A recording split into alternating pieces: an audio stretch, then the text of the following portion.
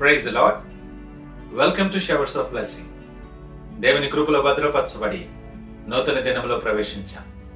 ఈనాటి దేవుని వాగ్దానం, నీవు దేనినైనా యోచన చేయగా అది నీకు స్థిరపరచబడును. Whatever you plan it will be established for you. యోబు గ్రంథం 22వ అధ్యాయం 28వ వచనం. Praise God. ఈ నూతన దినములో దేవుడు మీ కొరకు సిద్ధపరిచిన ప్రతి దీవెన ఆకాశపు వాకిళ్ళు విప్పి మీ మీద కుమ్మరించునుగాక. మరి యొక్క నూతన దినాన్ని ఆరంభిస్తున్న నేపథ్యంలో ప్రేమ కలిగిన వాగ్దానము ద్వారా దేవుడు మనల్ని దర్శిస్తూ ఉన్నాడు. ఈ నూతన దినాన్ని ఆరంభిస్తున్న నీతో దేవుడు సూటిగా మాట్లాడుతున్నాడు. మన ఆలోచనలు దేవుని సన్నిధిలో విశ్వాసముగా ఉండినప్పుడు వాటన్నిటిని కూడా దేవుడు ఆచరణాత్మక ఫలితాలుగా మార్చుతాడు. ఇది కేవలం ఒక మనుషుడిచ్చే ఆత్మస్థైర్యాన్నిచ్చే వాక్యం కాదు. ఇది ఒక దైవికమైన నియమం. నీ జీవన ప్రయాణంలో నీవు దేవునితో ఏక మనస్సు కలిగి ఉంటే నీ ఆలోచనలే నీ వాస్తవంగా మారిపోతాయి. యోబు స్నేహితుడైనటువంటి ఎలీఫజు యోబును ప్రోత్సహిస్తూ చెప్తున్న మాట ఇది. నీవు దేవునితో స్నేహంగా ఉంటే ఆయన నీ ఆలోచనలను స్థిరపరుస్తాడు. ఈ వాక్యం మనకేం గుర్తు చేస్తుందో తెలుసా?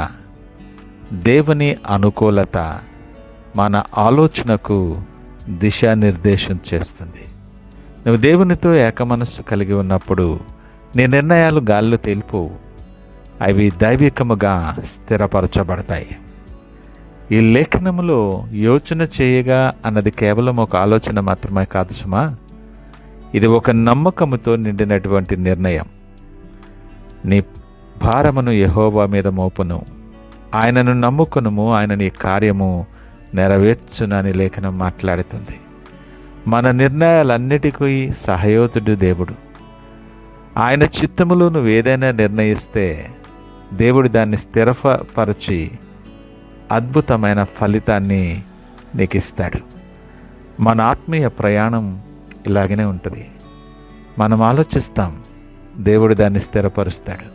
అంత మాత్రమే కాదు, స్థిరపరిచి మన మార్గం మీద వెలుగు ప్రకాశింపచేస్తాడు. స్థిరపరచబడును అన్న మాటకి అర్థం ఏంటంటే ఆయన దృఢంగా నిలిపి నీ ఆలోచనలకు కార్యరూపం ఇస్తాడు.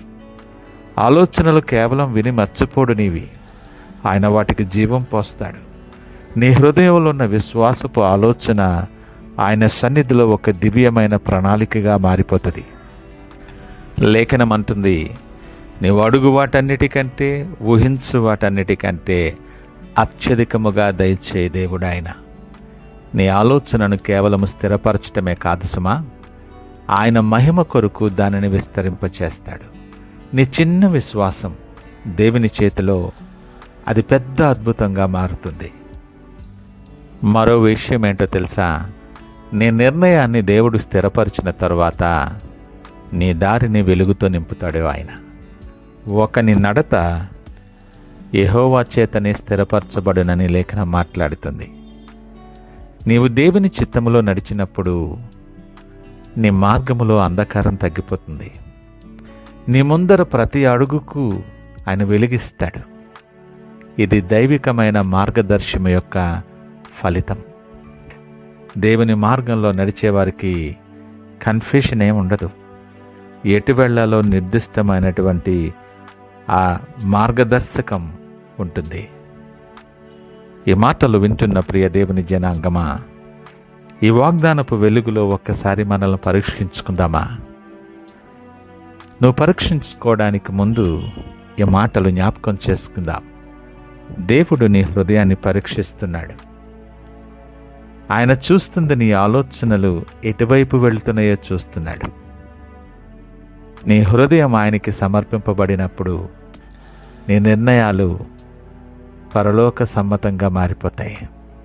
నువ్వు పరీక్షించుకోవలసిన విషయం ఏమనగా, నువ్వు తీసుకునే ప్రతి ఆలోచన, ప్రతి నిర్ణయం నేను దేవుని చిత్తానికి అనుగుణమైన రీతిలో నేనున్నానా? ఆయన చిత్తానికి అనుగుణమైనటువంటి ఆలోచనలే చేస్తున్నానా? దేవుని మీద సంపూర్ణ విశ్వాసముతో నేను నిర్ణయం తీసుకుంటున్నానా, లేక భయంతో తీసుకుంటున్నానా? నా నిర్ణయాలన్నీ ఆత్మచేత నడిపింపబడుతున్నవా, లేదా పరిస్థితుల ప్రభావం చేతనే నిర్ణయాలు తీసుకుంటున్నానా? ఈ మాటలు ఈ వాక్యపు వెలుగులో మనం ఆలోచన చేసుకునవలసిన వారముగా ఉన్నాం. నీ ఆలోచనలో దేవుని ఉంచు.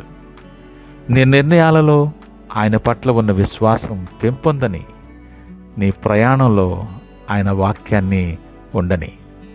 దేవుడు నీ నిర్ణయాలు స్థిరపరిచి నీ మార్గాలను వెలుగుతో నింపుతాడు. నిన్నెవ్వరూ కదిలించలేరు, ఎందుకంటే నీ ఆలోచనలు దైవ కాంతితో నింపబడి ఉంటాయి. అందుకే అంటున్నాడు, నీవు దేనినైనా యోచన చేయగా అది నీకు స్థిరపరచబడును. విస్తారమైన ఆలోచనలు మనకుండొచ్చు. అవి స్థిరపరచబడులాగా ఉండాలని, ఆయనకిష్టమైన రీతిలో నువ్వు నడవాలని ఆయన సిద్ధపరిచిన మార్గం నువ్వు నడుస్తూ ఆయనకు మహిమకరముగా, అనేక మందికి ఆశీర్వాదకరముగా నువ్వు ఉండాలని దేవుడు ఇష్టపడుతున్నాడు. నువ్వెవరివైనా, నువ్వు ఏ పరిస్థితుల్లో ఉన్నా, నీ ఆలోచనలు, నీ నిర్ణయాలు దేవుని చిత్తానుసారముగా ఉండులాగిన సిద్ధపడు. ఇంతవరకు ఉండకపోవచ్చు. నూతన దినము నీకు అనుగ్రహించి దేవుడు సూటిగా మాట్లాడుతున్నాడు. ఎక్కడైనా తప్పిపోతున్నావేమో ఆలోచన చేయి. నీ నిర్ణయాలు, నీ ఆలోచనలు దేవుని చిత్తానుసారముగా ఉన్నప్పుడు నీ మార్గము వెలుగుతో నింపబడుతుంది. నీ అడుగు తడబడదు, నీ పాదము తొట్టలనివ్వడు ఆయన. ఆ రీతిలో ఈ నూతన దినాన్ని ప్రార్థనాపూర్వకముగా మనం ఆరంభిద్దామా? ప్రార్థించుకుందాం. పరిశుద్ధుడు, ప్రేమ నమ్మకమైన మా యేసయ్య, స్తోత్రాలు, వందనాలు. ఈ ఉదయకాల సమయం అద్భుతమైన నీ వాగ్దానము ద్వారా నన్ను ధైర్యపరిచి బలపరిచిన అందుకు మీకు వందనాలు, స్తోత్రాలు. అనేకమైన ఆలోచనలతో ప్రతిదినం మేము ఆరంభిస్తాం. ఈ నూతన దినాన్ని నేను ఆరంభిస్తుంటుండగా నా ఆలోచనలు నీ చిత్తముతో సరిపోవునట్లు ప్రభా నన్ను నడిపించండి.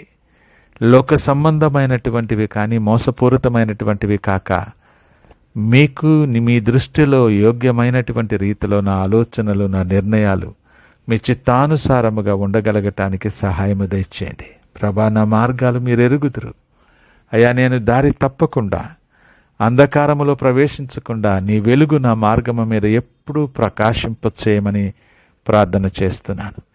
నా ప్రతి అడుగు బలపరిచి, ప్రతి ఆలోచన స్థిరపరిచి, మీకు యోగ్యమైన పాత్రగా అనేక మందికి దీవెనకరముగా మీరు మార్చి మహిమ, ఘనత, ప్రభావాలు మీరే పొందుకోమని యేసు పరిశుద్ధ నామమున అడుగుచున్నాం తండ్రి. ఆమేన్. God bless you.